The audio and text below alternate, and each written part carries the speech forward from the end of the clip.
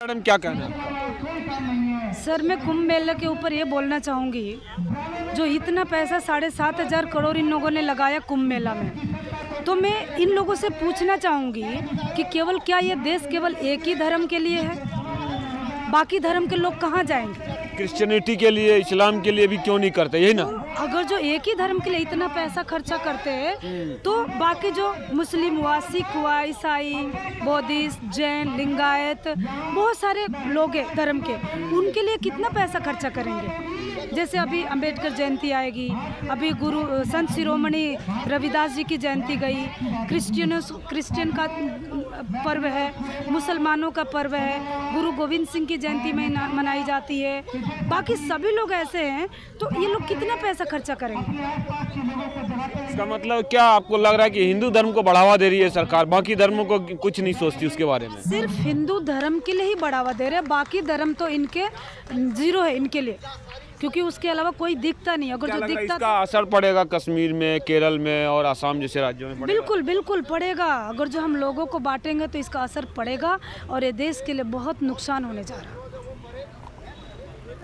तो क्या देखा आपने महाराष्ट्र के गांव में? जब मैं कर्नाटका में थी तो महाराष्ट्र में इलेक्शन चल रहे थे, ये नवंबर की बात है लगभग, और पूरा गांव के लोगों ने कांग्रेस को वोट दिया, पूरा गांव के लोग। उसके बाद भी वहां पे बीजेपी निकली।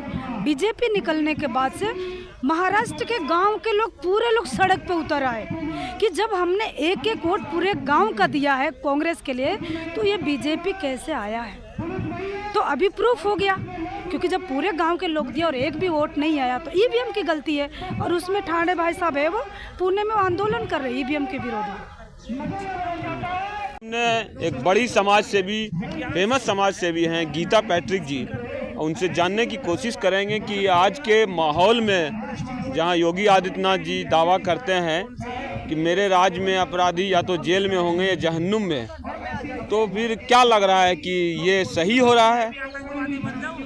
ये बहुत गलत हो रहा है। मतलब उनका दावा जो है योगी जी का, कह रहे हैं कि अपराधी मेरे राज्य में या तो जेल में है या जहन्नुम।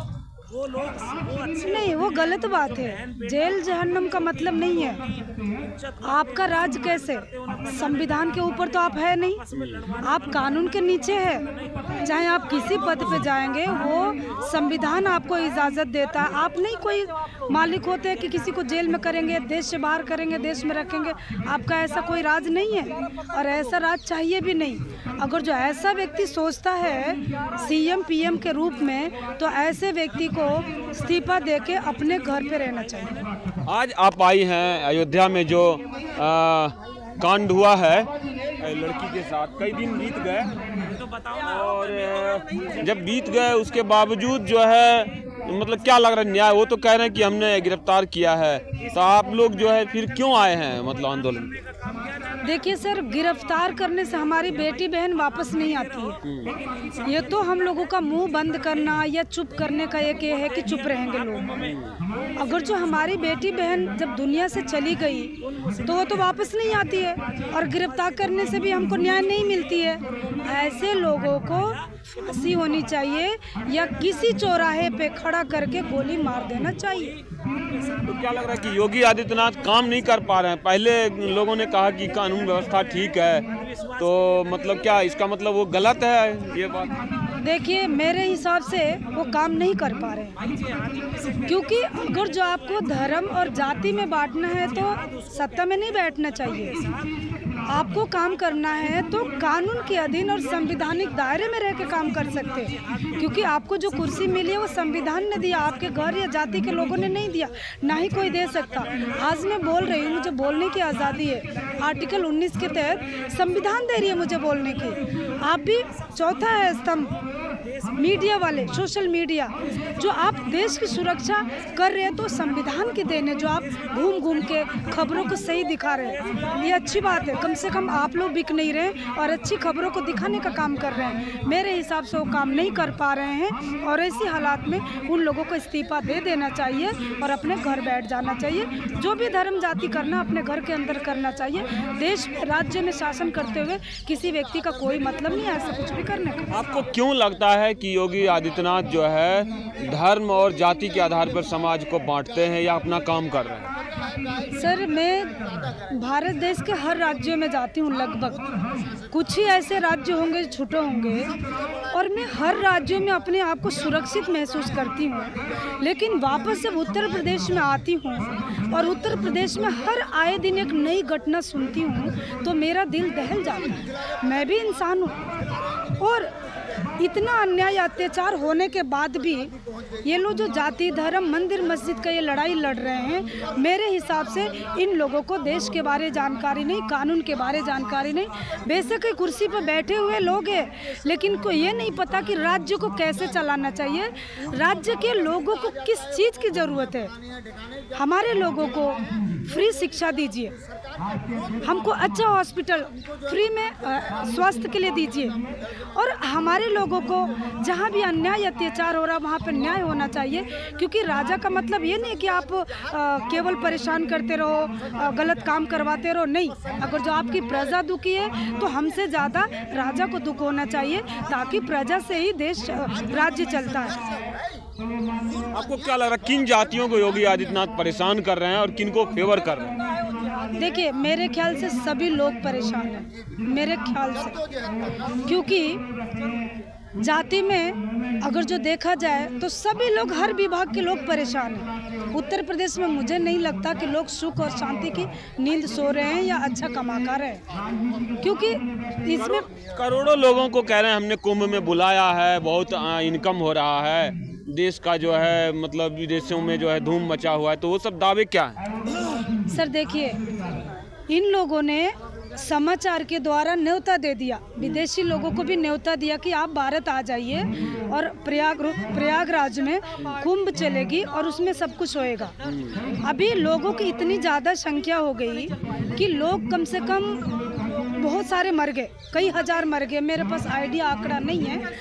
और लोग जब मरे हैं वहाँ पे तो जेसीपी से कूड़े की गाड़ी में भर भर के वो जेसीपी से लाशों को इधर उधर फेंका जा रहा है, और कुछ को गंगा जी में बहाते हैं और कुछ लाशों को कहीं भी दबा देते हैं। दोषी कौन है, योगी आदित्यनाथ हैं या नरेंद्र मोदी हैं या अमित शाह हैं? क्योंकि ये भी खबर उठती है कि नरेंद्र मोदी और अमित शाह योगी को हटाना चाहते हैं, तो और इसीलिए वो गए नहाने के लिए अमित शाह, उसी समय भगदड़ हुआ।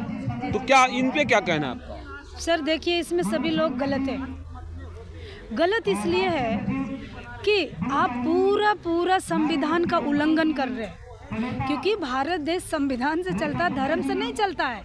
अलग मुल्क होते हैं, पाकिस्तान, अमेरिका, जो आप कुरान और बाइबल को रख के देश को चलाएंगे, पर भारत एक ऐसा देश है कि ये संविधान से चलता है और सभी लोगों को संविधान के अकॉर्डिंग काम करना चाहिए। जैसे महाकुंभ में लोग मरे हैं, भगदड़ मची है, हमारे ख्याल से पीएम, सीएम, होम मिनिस्टर जितने भी लोग हैं, इन लोगों को इस्तीफा देना चाहिए तत्काल प्रभाव से।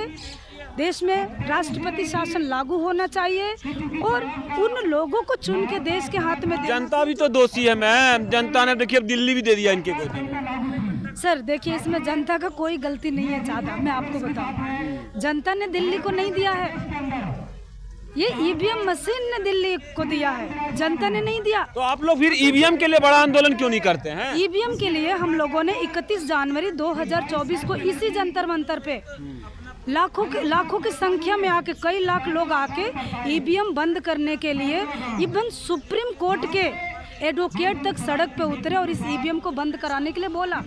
लेकिन ये सरकार ऐसी है, उसके कान में आवाज़ नहीं जाती है और उसने बात नहीं, सुप्रीम कोर्ट से बड़ी कोई अदालत नहीं है। ईवीएम पे कांग्रेस आपके साथ है? सभी है, ईवीएम के साथ में है। तो आगे ईवीएम को लिए कोई बड़ा आंदोलन करेंगे आप लोग? देखिए, अगर जो ऐसे होता रहा तो ईवीएम के लिए बड़ा ऐसे होता रहा, ऐसे तो जीत चुके हैं, हरियाणा जीता, महाराष्ट्र जीता, दिल्ली जीता। उसके लिए क्या करना पड़ेगा, हमारे लोगों को जागरूक होना पड़ेगा। जागरूक होके संवैधानिक दायरे में रह के आप इसका विरोध कर सकते। पिछली बार आपने सुना होगा कि आरजेडी जीत रही थी 10 सीटों पे, और वही 12 बजे के बाद जो है 2 बजे रात को जो है नीतीश कुमार जी ने जबरन जो है 10 विधायकों को आरजेडी को हरा दिया। तो उसमें क्या कहेंगे फिर? देखिए, इसमें यही चीज़ है, जो ईवीएम है वो हमारी वोट की सरकार नहीं होती है। वो जब देखते हैं कि ये व्यक्ति जीत के निकल रहा है तो वहाँ पे थोड़ा सा ब्रेक दिया जाता है, उसके बाद से उन लोगों को डाउन करके, केजरीवाल के साथ भी ऐसी हुआ, हम सुबह को न्यूज़ देख रहे थे तो केजरीवाल की सीट निकल रही थी, लेकिन थोड़ी देर बाद देखा तो उसको डाउन करके और बीजेपी को निकाला। तो इसमें सबसे बड़ी गड़बड़ी है तो ईवीएम है, और ईवीएम को अगर जो नहीं बंद किया जाता है तो सही राजा कभी भी चुन के आने वाला नहीं है। और ईवीएम के विरोध के लिए हर एक नागरिक का दायित्व होता है। भारतीय होने के कारण, देश के नागरिक होने के कारण आपको ईवीएम का विरोध करना पड़ेगा और ईवीएम बंद कराना पड़ेगा। क्योंकि जब मैं कर्नाटका में ही और महाराष्ट्र में इलेक्शन चल रहा था तो मैंने देखा महाराष्ट्र के एक गांव के लोगों ने कांग्रेस को वोट दिया, पूरा गांव के लोगों ने, लेकिन रिजल्ट